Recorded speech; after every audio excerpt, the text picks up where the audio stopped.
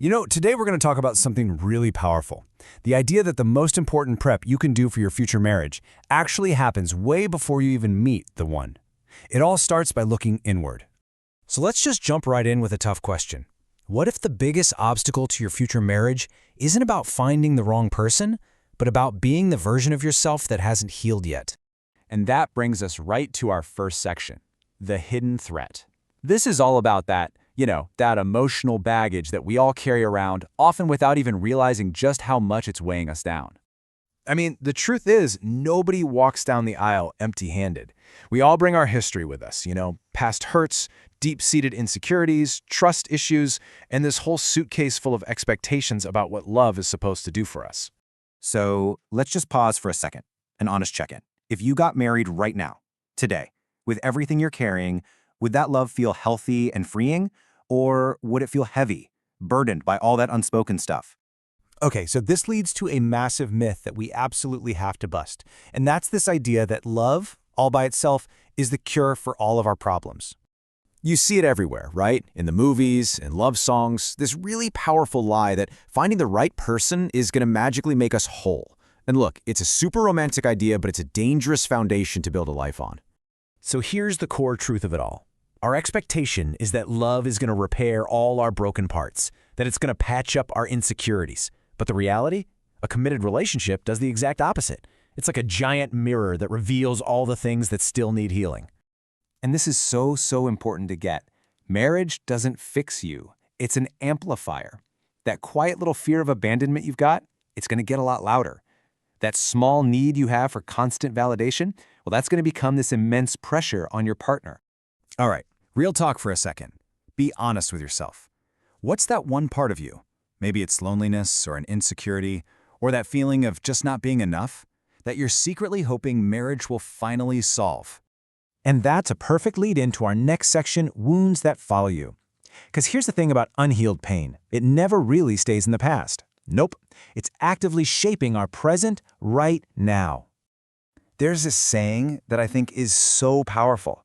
You will bleed on people who never cut you. And that's exactly what happens when we haven't dealt with our own stuff. We end up hurting the people we love the most, the very people who had nothing to do with our original pain. And here's how it usually plays out, right? First, something small happens, but it hits an old wound and triggers it. Then you have this huge emotional reaction that feels way bigger than the situation calls for. Next, you blame your partner for how you're feeling.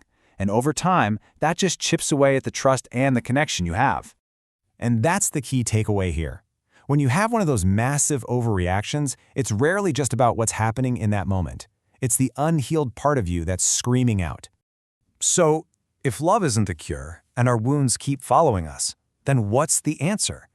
Well, this is where we pivot, and it comes down to this. Healing is your work.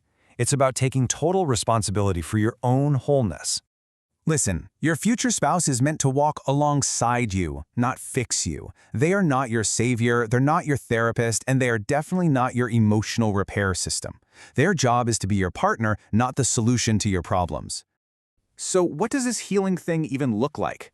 Well, it's an active process. It means choosing to grow instead of just protecting your ego. It means taking accountability for your reactions instead of just blaming someone else. And from a faith standpoint, it means surrendering your pain and your need for control over to God. So practically, what does that mean? It means finally admitting what your triggers are. It's about understanding your own emotional patterns.